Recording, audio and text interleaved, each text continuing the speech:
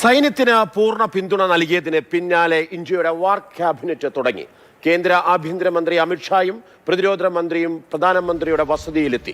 786 പാകിസ്ഥാനികൾ India വിട്ടപ്പോൾ 1376 ഇന്ത്യക്കാർ മടങ്ങിയെത്തിയിട്ടുണ്ട് എന്ന കണക്കുകൂടി പുറത്തുവരുന്നു. ഒരു ദൗത്യവും അകലെയല്ല എന്ന് നാവികസേനയുടെ പോസ്റ്റ്. പ്രത്യേക പാർലമെന്റ് സമ്മേളനം വിളിച്ചു ചേർക്കണമെന്ന പ്രതിപക്ഷത്തിന്റെ ആവശ്യത്തിൽ ആലോചിച്ച് തീരുമാനമെടുക്കുമെന്ന് കേന്ദ്രം. പി ബസന്ത വിവരങ്ങളുമായി ചേരുന്നുണ്ട്. ബസന്ത, മന്ത്രിസഭാ യോഗം നടക്കുന്നു, പുതിയ തീരുമാനങ്ങൾ ഉണ്ടാകും, തിരക്കിട്ട ചർച്ചകൾ, കൂടിയാലോചനകൾ. പാകിസ്ഥാൻ ഒരുപക്ഷെ ഉടൻ തന്നെ തിരിച്ചടിക്കുമെന്നുള്ള ഒരു ആശങ്കയിൽ തന്നെ നിൽക്കുന്നു. ഈ ഒരു ഘട്ടത്തിൽ സൈന്യത്തിനെ മുഴുവൻ ഏൽപ്പിച്ച് മിണ്ടാതിരിക്കുകയായിരിക്കുമോ, അതോ നിലപാടുകൾ പ്രഖ്യാപിച്ചുകൊണ്ടുള്ള ഒരു തീരുമാനം ഇന്ത്യയുടെ ഭാഗത്തു നിന്നുണ്ടാകുമോ? മാർഷൽ, കേന്ദ്രമന്ത്രിസഭയുടെ സുരക്ഷാകാര്യ സമിതിയും രാഷ്ട്രീയകാര്യ സമിതിയും യോഗം കഴിഞ്ഞ ശേഷം ഇപ്പോൾ കേന്ദ്രമന്ത്രിസഭയുടെ യോഗം ചേരുകയാണ് എന്നാണ് മനസ്സിലാക്കുന്നത്. നിർണായകമായ തീരുമാനങ്ങൾ ഇതിൽ ഉണ്ടാകും എന്നുള്ളത് തന്നെയാണ്.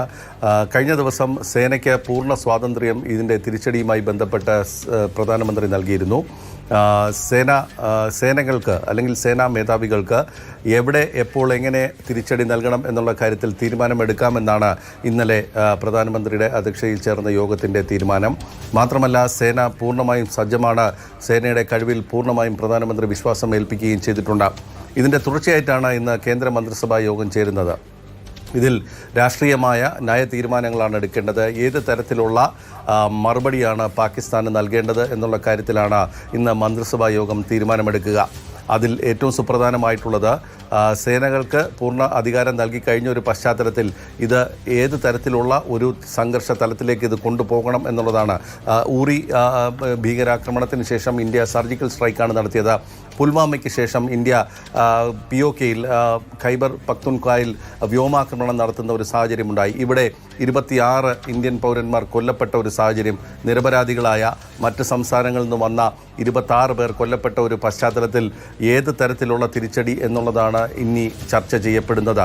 സ്വാഭാവികമായിട്ടും വലിയ തോതിലുള്ള ഒരു നേരിട്ടുള്ള ഒരു പോരിനേക്ക് ഇന്ത്യ ഇറങ്ങുമോ എന്നുള്ളതാണ്. അതോ പരിമിതമായ തലത്തിൽ പരിമിതമായ മേഖലകളിൽ മാത്രം ശ്രദ്ധ കേന്ദ്രീകരിച്ചുള്ള തിരിച്ചടിയായിരിക്കുമോ, ഇല്ലെങ്കിൽ നാവികസേനയുടെ വ്യോമാക്രമണം മാത്രമായിരിക്കുമോ? അങ്ങനെ അത്തരത്തിലുള്ള വിവിധ കാര്യങ്ങളായിരിക്കും ഇന്ന് സ്വാഭാവികമായിട്ടും മന്ത്രിസഭയുടെ പരിഗണനയിലേക്ക് വരിക എന്നുള്ള കാര്യത്തിൽ സംശയമില്ല.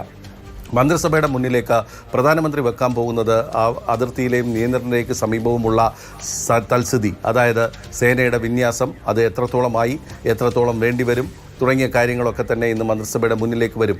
അവിടെയുള്ള ഇൻ്റലിജൻസ് വിവരങ്ങൾ, അല്ലെങ്കിൽ എന്തൊക്കെ തരത്തിലുള്ള നീക്കങ്ങൾ പാകിസ്ഥാൻ്റെ ഭാഗത്തു നിന്നുണ്ടാകുന്നു തുടങ്ങിയ വിവരങ്ങളൊക്കെ തന്നെ ഇന്ന് ആ ഒരു വിശാലമായ മന്ത്രിസഭാ യോഗത്തിലേക്ക് പ്രധാനമന്ത്രി വെക്കും. അതിനുശേഷമായിരിക്കും ഇക്കാര്യത്തിൽ ഒരു തീരുമാനം ഉണ്ടാവുക. ശരി, ബസന്തിലേക്ക് തിരികെ വരാം. ബി ബാലഗോപാലിലേക്ക് കൂടി പോകാം. ബാലു, വിവരങ്ങൾ നൽകുന്നത് അതിർത്തിയിലെ പാക് പ്രകോപനവുമായി ബന്ധപ്പെട്ട കാര്യങ്ങൾ കൂടിയാണ്. ബാലു, തുടർച്ചയായ ദിവസങ്ങളിലെ പാക് പ്രകോപനം, അതും വലിയ തോതിലുള്ള, ഇന്നലെ ഇന്ത്യൻ സൈന്യം തിരിച്ചടിക്കുന്ന സാഹചര്യം കൂടി ഉണ്ടായിട്ടുണ്ട്. അതിനിടയിലാണ് ഇന്ത്യ 36 മണിക്കൂറിനുള്ളിൽ തങ്ങളെ ആക്രമിച്ചേക്കും എന്ന് പറയുന്ന ഒരു ഇന്റലിജൻസ് വിവരം തങ്ങൾക്ക് കിട്ടിയിട്ടുണ്ട് എന്ന് പാക് മന്ത്രി തന്നെ വ്യക്തമാക്കുന്ന ഒരു സാഹചര്യം ഉണ്ടാകുന്നത്.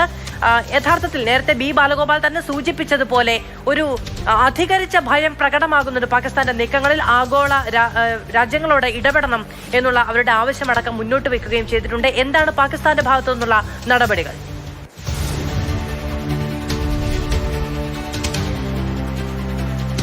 മാധു, ഞാൻ നേരത്തെ പറഞ്ഞതുപോലെ തന്നെ കനത്ത ആശങ്കയിലാണ് പാകിസ്ഥാൻ എന്ന കാര്യത്തിൽ ഒരു സംശയവുമില്ല. കാരണം കഴിഞ്ഞ ഒരു 24 മണിക്കൂറിനിടയിൽ പാകിസ്ഥാന്റെ ഭാഗത്തു നിന്നുണ്ടാകുന്ന പ്രതികരണങ്ങളിൽ നിന്ന് തന്നെ അവർക്ക് ഇപ്പോൾ ഉണ്ടായിരിക്കുന്ന ഈ ആശങ്ക അല്ലെങ്കിൽ ഈ പേടി സംബന്ധിച്ച് ഉള്ള കാര്യം വ്യക്തമാണ്. കാരണം സാധാരണഗതിയിലൊക്കെ ഒരു വാർത്താ വിതരണ മന്ത്രി അർദ്ധരാത്രി ചാടി എണീച്ച് ഈ ഒരു വീഡിയോ സന്ദേശം നൽകുക, പുലർച്ചെ 2 മണിക്ക് വീഡിയോ സന്ദേശം നൽകുക, ഞങ്ങളെ ഇതേപോലെ ആക്രമിക്കാൻ പോകുന്നു എന്നൊക്കെ പറയുക എന്നത് കേട്ടുകേൾവിയില്ലാത്ത കാര്യമാണ്.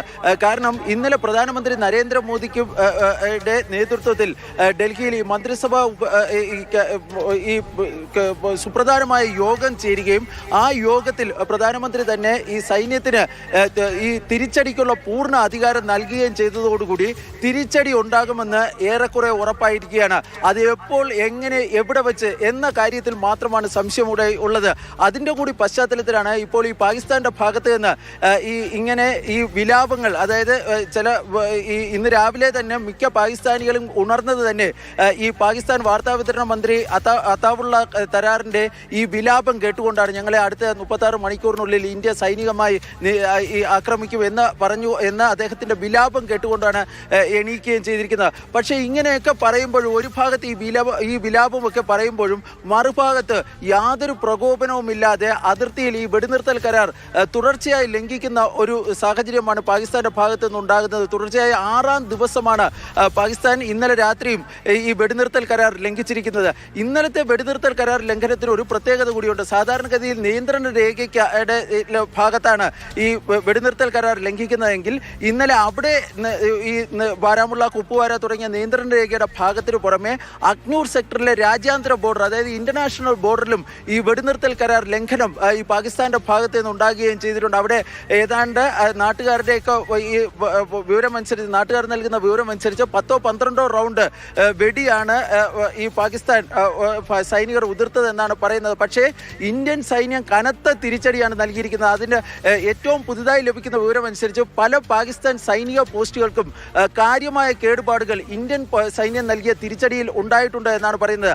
അങ്ങനെ നിരന്തരം ഈ ഇന്ത്യൻ സൈന്യം നൽകുന്ന തിരിച്ചടികൾ ഏറ്റുവാങ്ങിക്കൊണ്ട് ഓരോ ദിവസവും പാകിസ്ഥാൻ കടന്നു പോകുന്നതിനിടയിലാണ് ഇന്നലെ വാർത്താവിനിമയ മന്ത്രി അതാവുള്ള തരാറിന്റെ രാത്രി വിലാപം, അല്ലെങ്കിൽ പുലർച്ചെ അദ്ദേഹം നടത്തുന്ന വിലാപം കേട്ടുകൊണ്ടിരുന്ന പാകിസ്ഥാനികൾക്ക് എണീക്കേണ്ട ഒരു സാഹചര്യം ഉണ്ടായത്. മാധു, അല്ല, അതേ സമയത്ത് തന്നെ, അതായത് ഈ നിലവിളി സ്വപ്നത്തിൽ പോലും പേടിക്കണം എന്നൊക്കെ ഉള്ളത് തന്നെയാണ്. കാരണം സ്വയം വരുത്തിവെച്ച പിന്നെ തന്നെയാണ്. പക്ഷെ ആ സമയത്തും അതിർത്തിയിൽ പ്രകോപനമാണ്. രണ്ട് ഭാഗത്തും ഒരേ തരം, അല്ലെ, ഒരു ഭാഗത്ത് കരയുന്നു, മറ്റൊരു ഭാഗത്ത് വെടിവെക്കുന്നു എന്ന് പറയുന്ന ഹിപ്പോക്രസി കൂടി പ്രകടമാക്കുകയാണ്.